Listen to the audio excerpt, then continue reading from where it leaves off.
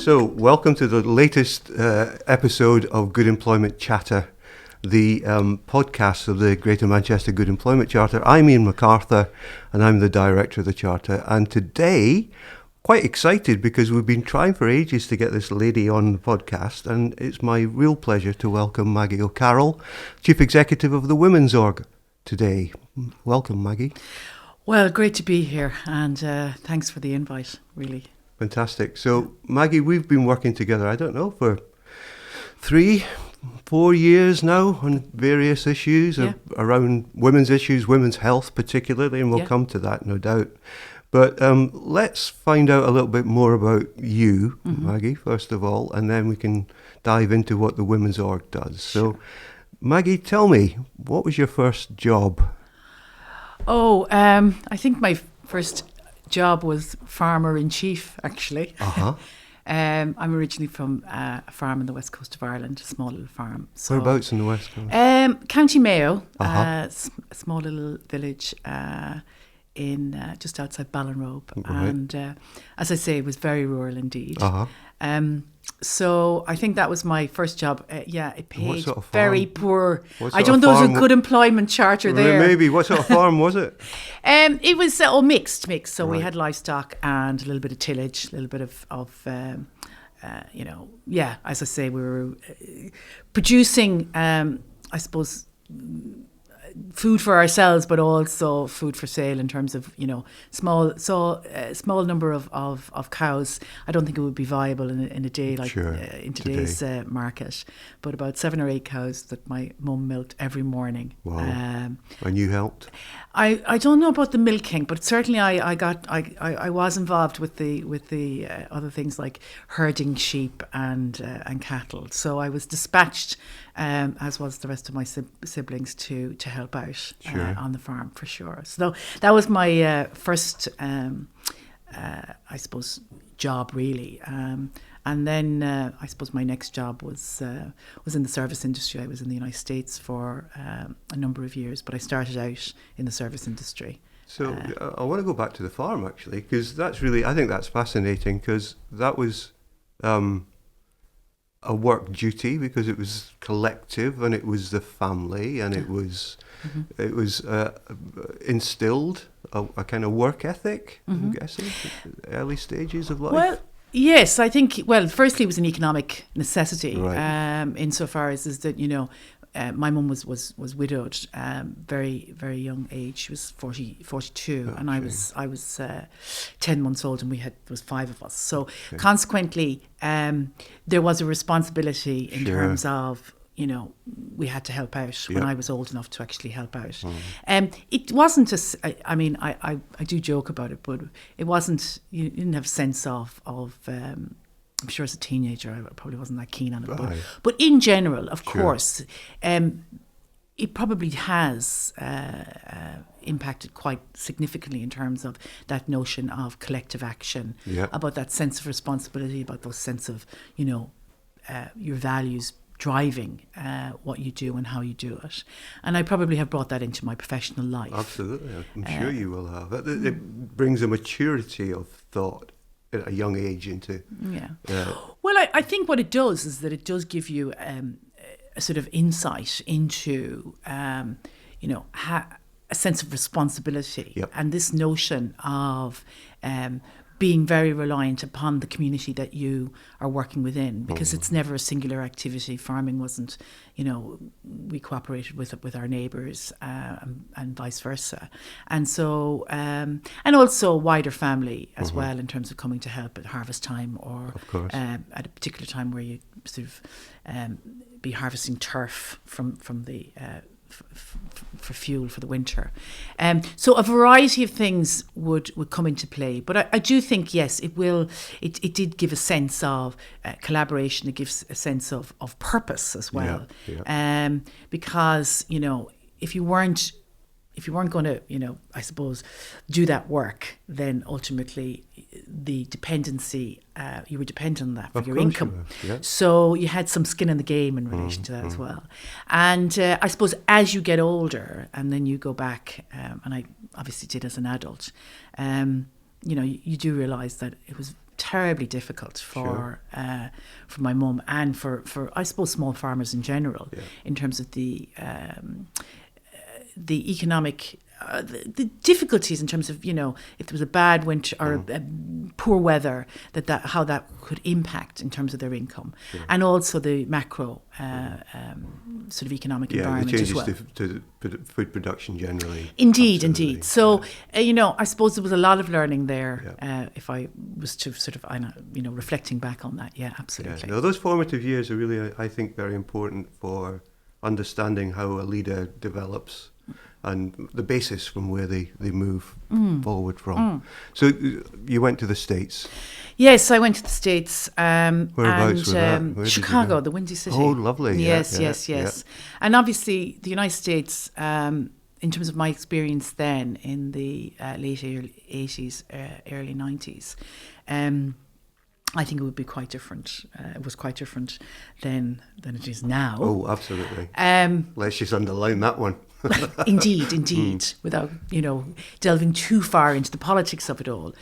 But what I would say is that in the United States, I think I was very struck by just this idea and notion that everything was possible, and this notion that you try something, you fail, you pick yourself back up, and you try again.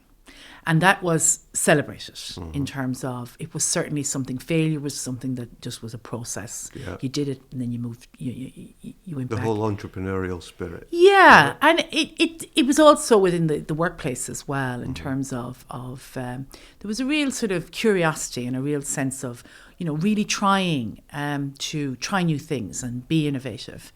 And I think one of the things that was significantly, I suppose, evident was the presence of women in leadership positions, and the presence of particularly black and ethnic minority women. And I think, coming from the west of Ireland, obviously, sort of, the I suppose the profile of people living in the west of Ireland was pretty, white Irish. It was monoculture, and also, it was pretty dominated by, I suppose, quite a male culture as well, in terms of, even though my mum was a farmer, there wasn't many women in the mart day on a Wednesday if you were selling or buying. So that was just incredibly interesting. How did you get there? How did you get to the States? It was the most. I went on a student visa, J1 visa, okay. And so as a student, obviously, you were allowed to work and study at the same time. Sure. So consequently, that gives a sort of a legal status. But it also, and why I chose Chicago. I tell people this and they're like, you're crazy. But I didn't know anybody particularly. We didn't have relatives. Some Irish families have loads and loads of relatives in Ireland. So I threw a dart at a really? And it was the closest city. Right. So I thought, and then I sort of just went and had I suppose ferreted around to find, was there anybody there at all that possibly I knew from the... Is there not quite a big Irish community in Chicago? There is, but it was surprising. They either weren't living in the areas that I decided to live in terms of the north side of Chicago. There were elements, I wanted to be right in the sort of hub and close to the city, city centre, and they were living out. There was a lot of Irish communities dotted around out there. But I managed to hone in on a couple of people that gave me some initial shelter that was essential, and then I made some friends, and lifelong friends that are still friends of mine, US friends. What did you find? I did all sorts. I did all sorts. Yeah, I worked in the marketing field, but I think one of the first jobs that I had, because I needed some cash just to get me, I suppose, keep the dollars rolling in and the bills paid, was I worked in the service industry. So I waited tables and I tended bar. And I think that was probably the most instructive job I've ever had in my life. There is nothing like the service industry to hone your skills of listening, communicating, and more importantly, the other aspect is just being really patient. And it was. It's kind of stuck with me really in terms of But there was a joy, there was a fun, there was a freedom, and then obviously the other things was when I worked in sort of professional context. I was young, naive, absolutely, open to everything.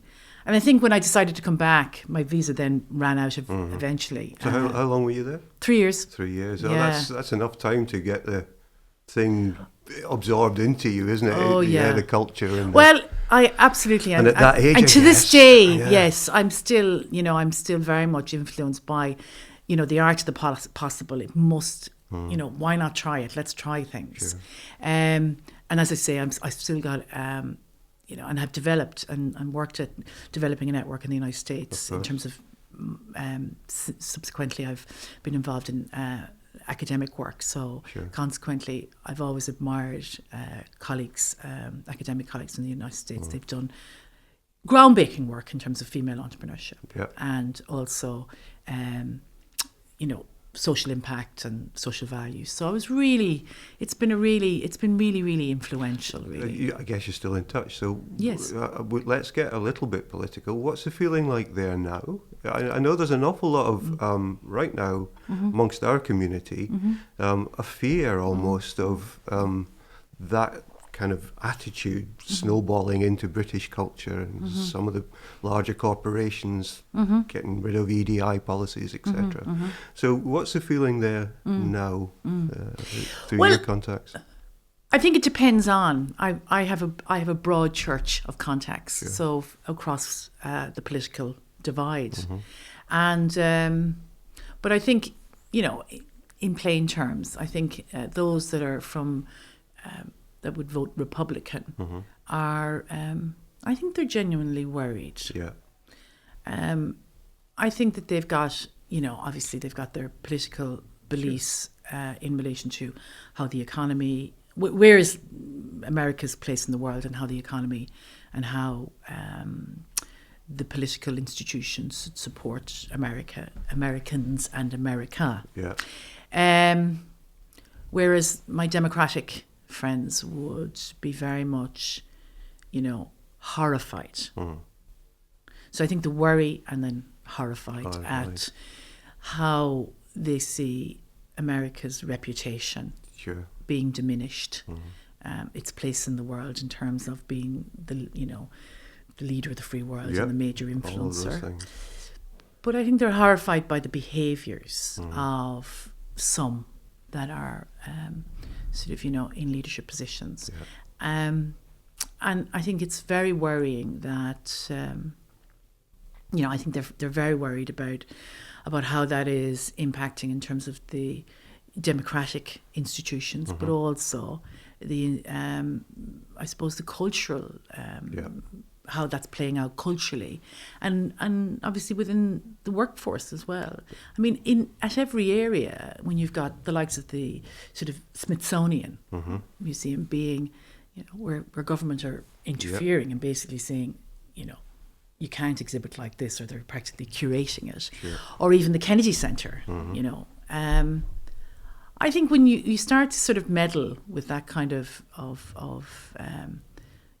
they're talking about freedom of speech on the one hand, but then they're absolutely. I think there's a problem there. So I think probably Republicans are probably, my Republican friends are probably feel. My sense is they're very worried. I think they're very concerned.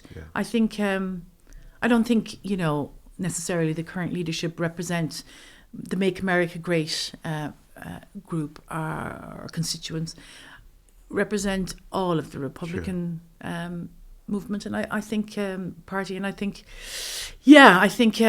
it's very, very difficult for them, and I think they're worried about what are the ramifications for Americans when they go abroad, and when they and also what are the impacts for are we going to visit the States? Sure. Are we going to buy American products? ramping up of trade, the tariff. No. This isn't a good place to be. So both of those things, not good. Horrified and anxious, I think. Thanks for indulging me on that. Okay, sure. I think it's it is in the background music, and people are worried about it at the moment. So I think it's good to hear that. I think it's also good to reassure people that the Good Employment Charter is not moving in terms of our agenda, particularly around equality. Sure. And that's something that will be ramping up over the coming months and years, rather than diminishing it. So Maggie, you come back from the Windy City. Indeed. And where did you land? Where did you come back to? I landed in Liverpool. Of all places. Indeed, I know. And you wouldn't Our mind, sister but city. indeed. And we won't talk about football because then it just gets all messy, doesn't it? So yes, I landed in Liverpool. I landed in the north of England, and I landed in Britain at a time where it was economically very, very strange. What year was this, Mike? 1991. Okay, yes. Yeah.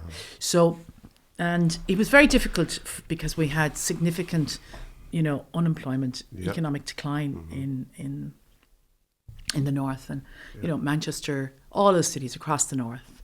But I think Liverpool specifically was having great difficulty because of their interaction with Westminster and with the. And still reeling actually from Toxteth and all the rest. Well, exactly. I mean, I think these things don't happen in isolation. There's a good reason why Toxteth happened and why the riots happened. And I live in Toxteth now, so. And what I would say is that when I arrived back from Chicago, it was interesting because I arrived back and it took me a minute to kind of get my bearings, and I was thinking, God, there was no restaurants with a tablecloth. Well, I used to work in them in the States, and I was like, I wonder what's going on here. What's happening? This is a modern day economy, and it seemed you had to go to London, I think. So over that time, and the north of England has been, and Liverpool has been absolutely, and a renaissance has happened. Oh, fantastic! Absolutely, and as we have to acknowledge the contribution that Europe had made to that in terms of the investment.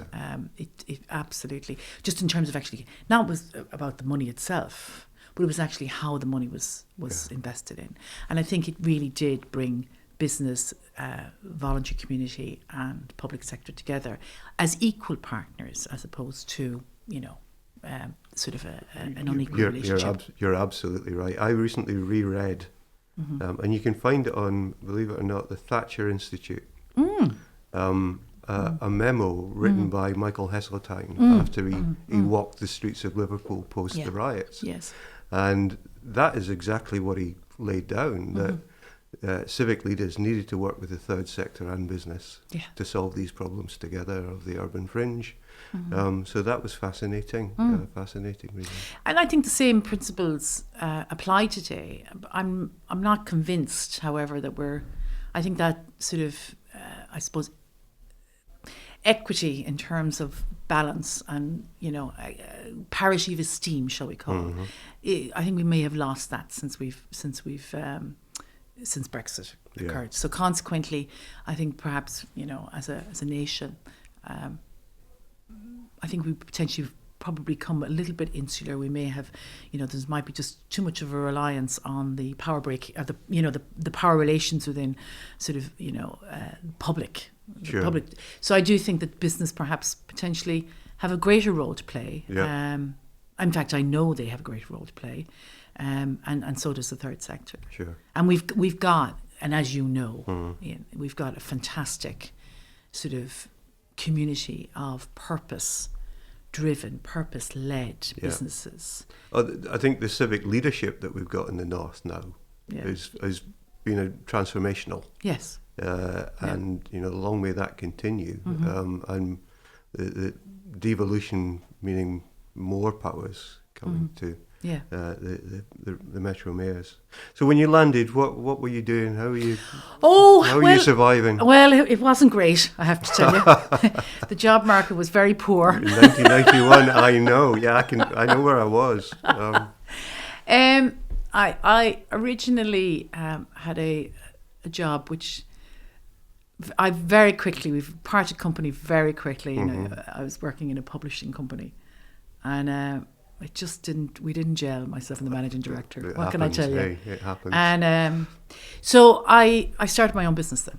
Okay. Yeah. So yes, and that went pretty well. The business was in publishing, and I worked with. I had a business partner who was a mentor and a journalist, and we did trade magazines and trade newspapers. So we worked for British Rail before the. So is this the sort of thing that's going to appear on Have I Got News for You? No. Okay. It was very much targeted. So we at that stage, obviously, there was a lot of very large employers like British Rail who had staff magazines or staff newspapers, and they invested, or staff and supplier newspapers, and they invested in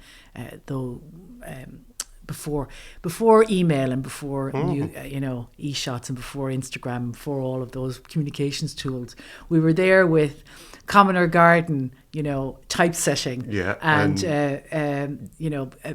pen and paper nearly, and gum glue for the absolutely pictures. And so I was headed up the marketing, so I was there in terms of actually generating income streams for the production and for it wasn't just we got paid for the production. Actually, it was quite a profitable business, really, if the truth be known.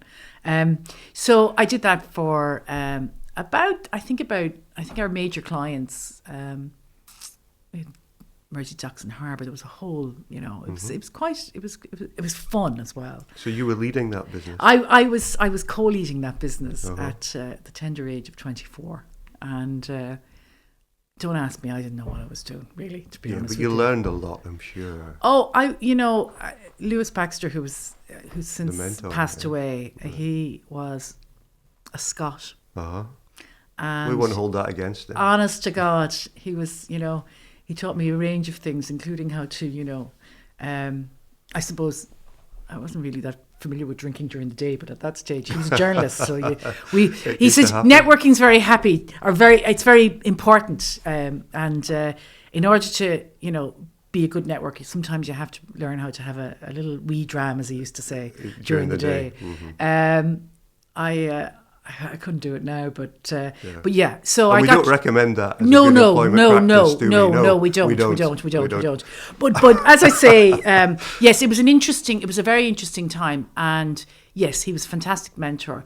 He was he couldn't run a business to save his life, though. He could actually produce a great product, and so I suppose by both of us together, and we had a little mini sales team working with us and a production team. And some freelance journalists as well. So we, at every month or at every deadline, it was crazy. But having said that, I think there were great products, great news items, and great satisfaction to absolutely that and run that and see it grow.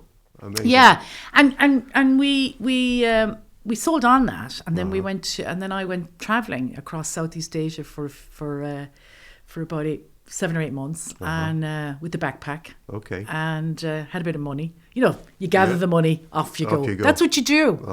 And then when I came back, I thought, it must be time now to do something a bit serious. Serious now. As opposed to just having fun. Okay.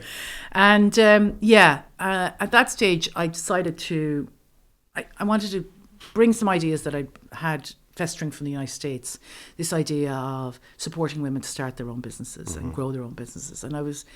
And when I started the publishing company, So was it the American experience that gave you that spark? I'm not 100% sure, because I saw my own mother all grow up throughout my sort of childhood and teenage years. She was there doing it right in front of me.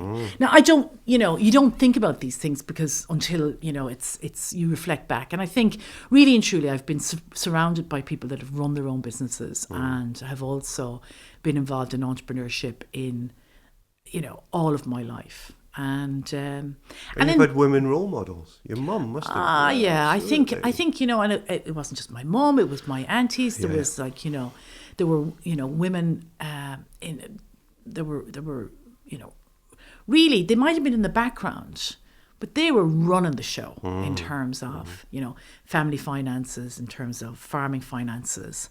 They mightn't have been outwardly there, but they were certainly. Present. So huge influences.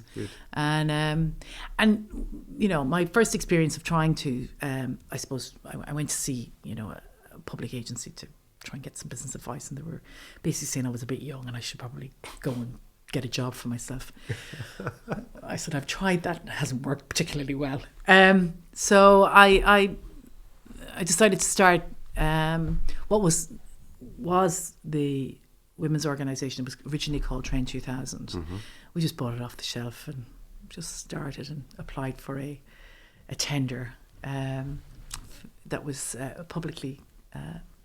It was one of the regeneration agencies. It was about women starting and growing their own business. It was a European contract. I was going to say there'll be the European money floating around it. That's right. Yeah. And that was it. It was like literally first out the door we succeeded, which was. It would never happen now. It would never happen because, there was ourselves with a ruler and we had nothing. Yeah. So, the amount of due diligence that would go on in the background today would not even let you have a sniff of it. No. Yeah. And, I suppose in some respects, it was a risky business for those who decided. There was a collaborative of regeneration agencies, Merseyside Development Corporation, City Challenge, Grammy Development Trust, So they all sat around and interviewed us, and I brought a couple of colleagues or a couple of, I suppose, people that I knew that could help, and that's where it all started. Amazing. Nearly 30 years ago. Amazing. Yeah. So now we're an international organisation. And that sort of climate, I guess, but what it generated was almost protective bubbles around innovation and those sorts of intervention, didn't it? Sometimes I feel the Charter's a bit like that. Yeah. That, we're fortunate that we've got funding, we've got great political leadership. Sure. But we're kind of playing in this space to try and make, intervene in different ways to get employers to move forward. Yeah. Not just using traditional carrots and sticks, but through peer support and various other things. The things that you do. No, I think the work of the Charter is absolutely, well, firstly, it's inspirational. It's just, what a great way to engage with and utilise and capitalise on purpose-led businesses. I'm very privileged to be co-chair of a collaborative of purpose-led businesses here in the North. It's called the True North Collaborative. Oh, yes. Yeah. And it's got over 300 members of purpose-led businesses, really kind of, mirroring exactly what the Charter is seeking to do. This is Robert White in Brabner's, isn't it? Right. Yes, because Brabner's are one of our supporters. That's right. We've spoken to.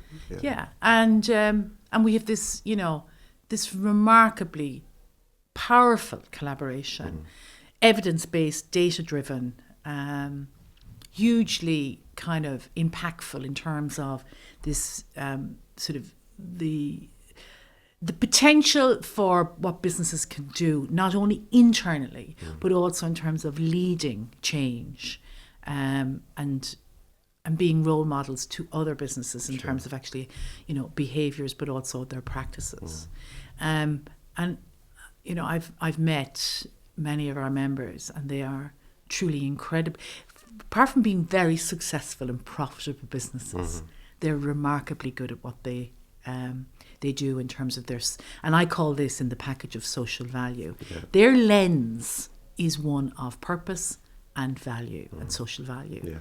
And I think as social value becomes more and more, I suppose, obviously we have legislation for it now, but as it becomes more embedded in terms of the practices of businesses, I think we'll even see greater progress in terms of the adoption, and where they'll look to the work of the Charter and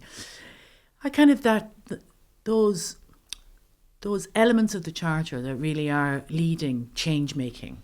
And it is fascinating for us right now, Maggie. We can reflect that the Employment Rights Bill that's going through the parliamentary process as we speak is drawing very close to every standard that we set in the Charter. Sure. And that means that over the next year, and we are doing this, we met a group of employers yesterday. We're looking at what stretch looks like now.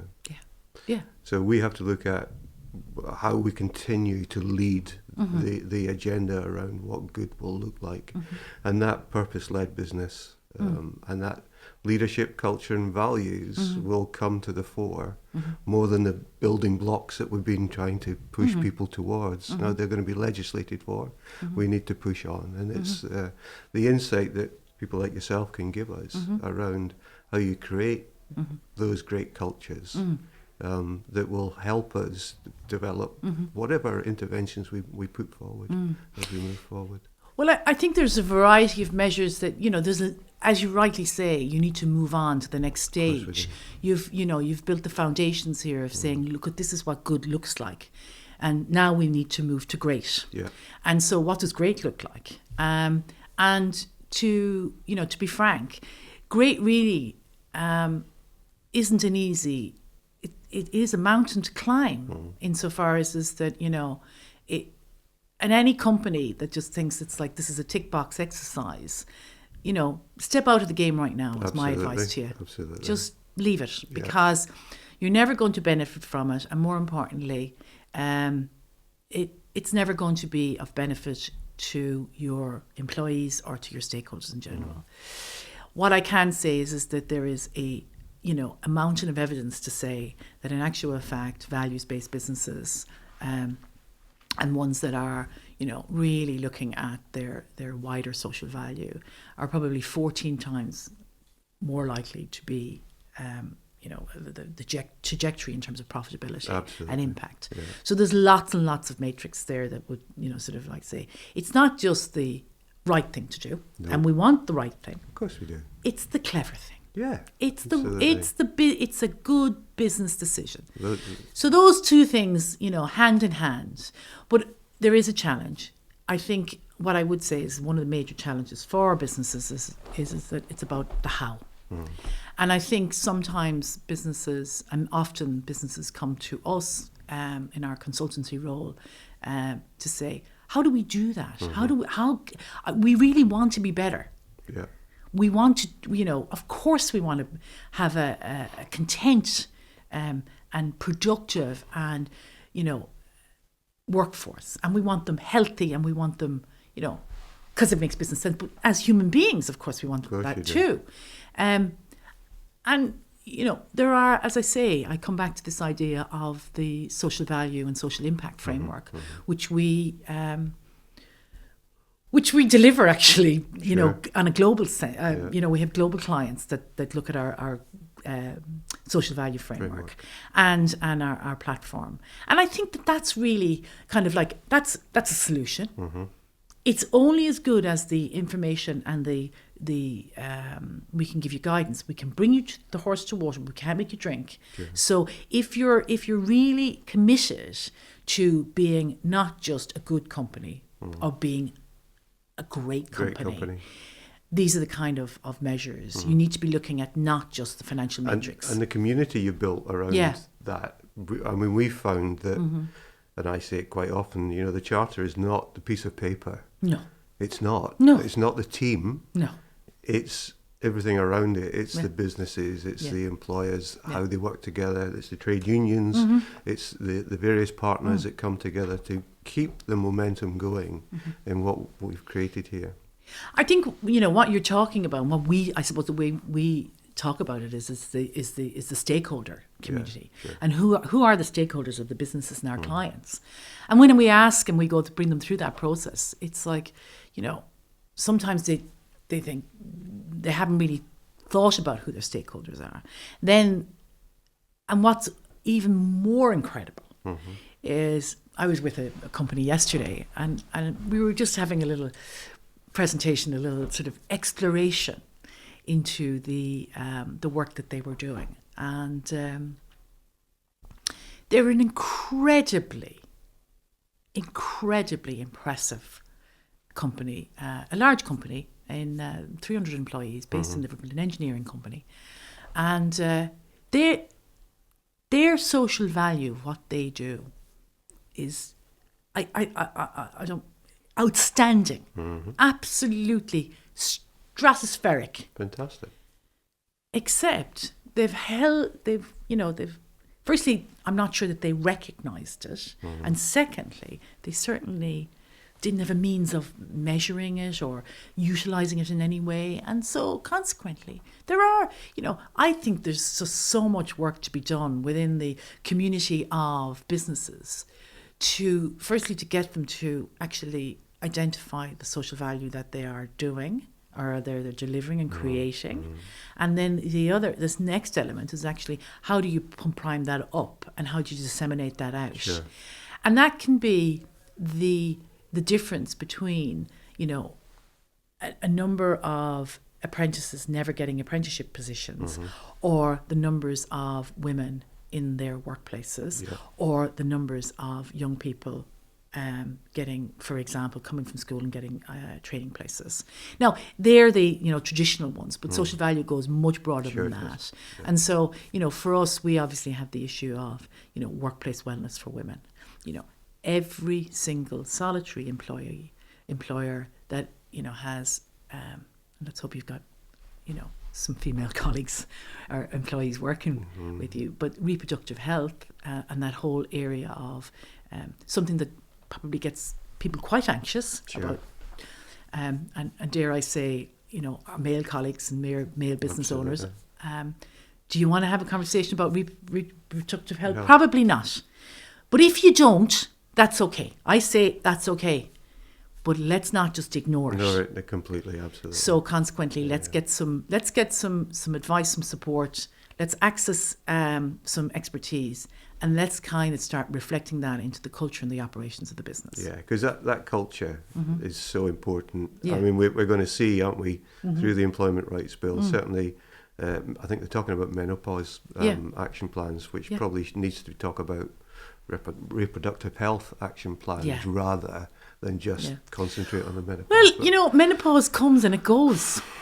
I mean, I have to say, we were not going to talk about mine at the moment because it's just like, but that's not a stagnant thing. So consequently, but there are certain other elements, of reproductive health. We need to speak about it in the round. Yeah. So consequently, I know menopause has had a lot of airtime, and that's been good. That has brought people to the table, and we've talked about 100%, 100%. But I would say that, we need to be careful that it just doesn't. Yeah.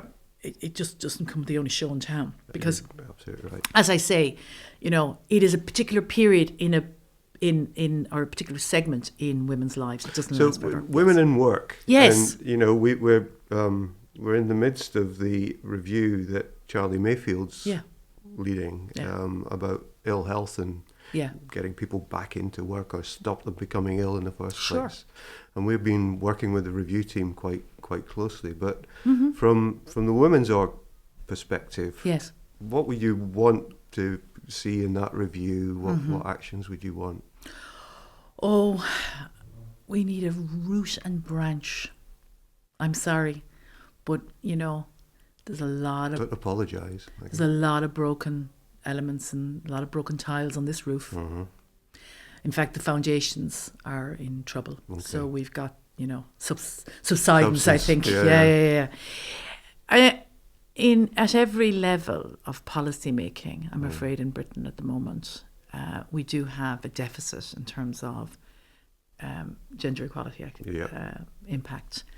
And it is feeding through. So if you haven't got a policy lens with, where women are 52% of the population are considered, that is feeding through then.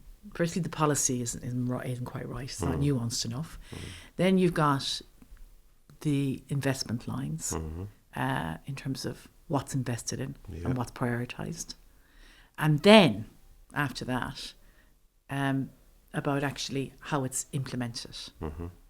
So at every level, we've got a broken system.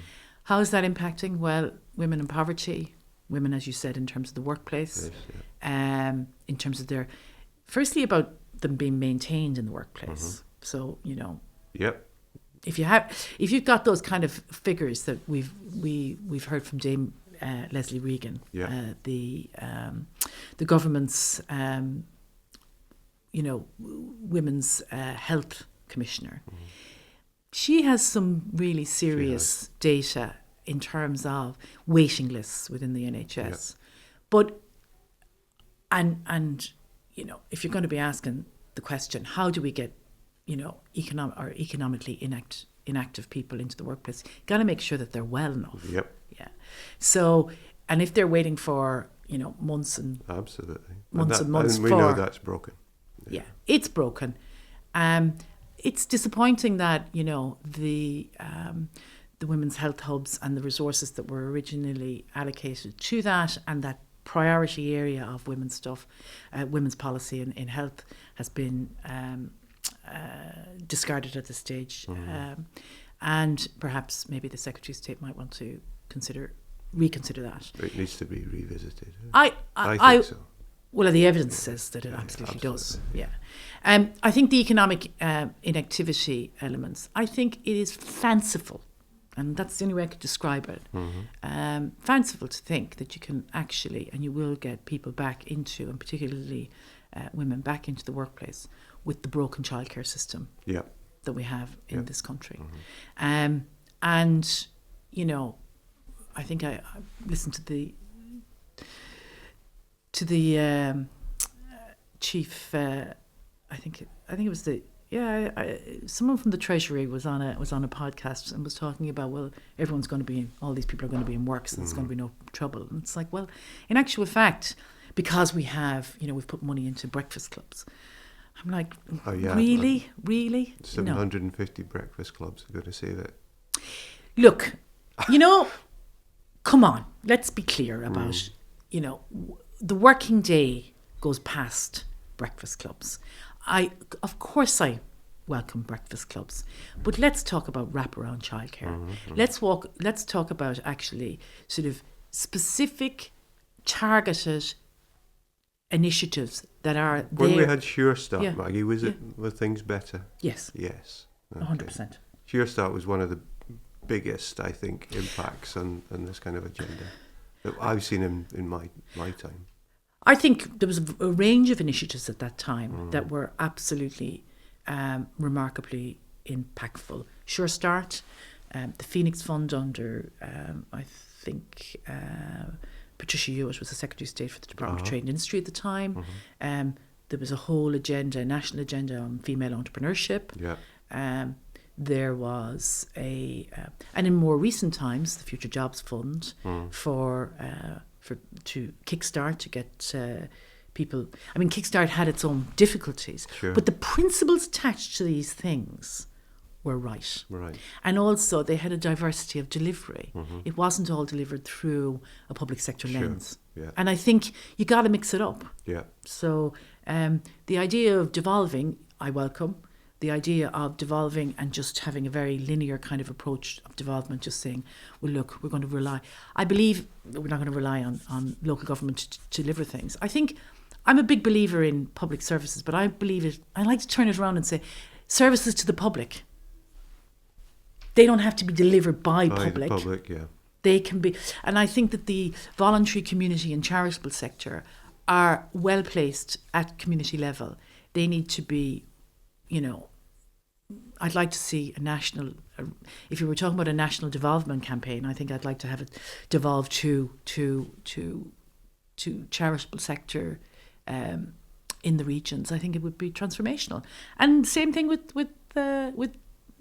private sector. I think, you know, a collaborative approach there between those entities would really see. We're back where we started with the Liverpool stuff, aren't we? And that intersectoral working across the sectors to deliver meaningful impact and change. As I say, when I arrived in 1991, I'm really, pleased to say that I had the great privilege of working with some great civil servants and some great businesses and great third sector organisations, and we worked in parallel to, or in conjunction with one another to deliver some of the, some transformational activities.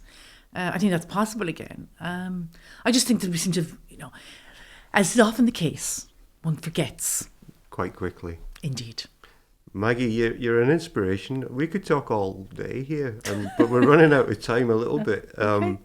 So I'm going to come and hit you with my last question, which is always quite interesting, I think. And maybe you've seen it before or heard it. But if you had an hour spare, who would you have a cup of coffee with, living or dead, that you would want to have a chat with? Oh, well, that's a very good question. I suppose I just want to say about the Charter before I go on to answer that question. I was just saying how important about it's really, really, it's been a really, really fantastic opportunity to work with a set of people, and also I suppose processes and practice that really works for businesses, that really works for their employees, and also has that, equality of opportunity at its heart. So I just want to sort of give a shout out to the Charter. Thank and you very say much. it's been, the partnership, and we will never deliver stuff on our own. We always need partners. Yeah. And it's been great to work with you on that. Yeah. But, that was a good politician's answer to buy you some time. Now, okay. Come on, tell me. Indeed. I think I would like to, and I've never, even though she's from the same county as me, and I'm sure that if I probably wrote her, she might have a cup of tea with me. Our ex-president, Mary Robinson. Okay. And the reason being is that she came from, firstly, sort of, as I say, the same neck of the woods. Her background was slightly different insofar as I didn't come from a farm, I don't think. I think her parents were professionals. But what a remarkable character. And what she went on to do. Yeah. I mean, just in terms of the being the first and really kind of just breaking all of those rules. And also at a time where, becoming president of Ireland, when the current Taoiseach at the time, she had that ability to be able to, I suppose, beat him in his own game, really, because he was. I don't think it was an easy path she had to take. But apart from that, apart from just being an incredible intellect and an incredible role model, and I remember, I can't remember, I read her book, but one of her books, it was like, she's just like an inspiration, really. And you just, again, it's about the art of the possible. It's just, here's a woman, really put her shoulder to the wheel, and then became everything that she wanted to be and is, and still has this remarkable impact across the world in terms of still. But I think her work at the UN, exactly, I think, But I think as an Irish woman, at that time, fantastic. She was just incredible. No, she glided. She made it feel. She does. She makes it look like, hey, this is really, I should be here as well. Exactly. Yeah. But she made it look easy. She gave such authority. Absolutely. And I think put Ireland in a place where everybody went, my goodness, look at that woman leading Ireland. It's amazing. Absolutely. I've seen the same with Brundtland in Norway. I worked for WHO, fortunately, in my career, and she was an amazing leader. And a very similar character that held us up in the same way. She was brilliant.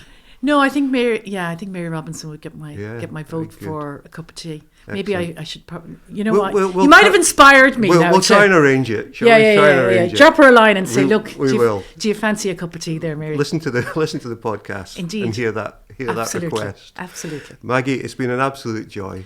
Thank you so much for coming on. Yeah. No, thank you for having me. It's a real privilege to work with you guys, and also thanks to the Charter, and more importantly, thanks to what the Charter is doing. Incorporating and implementing that learning, that practice, change-making stuff. Well, good stuff. And it's not stopping. We'll continue this Indeed. partnership. I'm delighted to hear it. Thanks, Maggie. Thank you.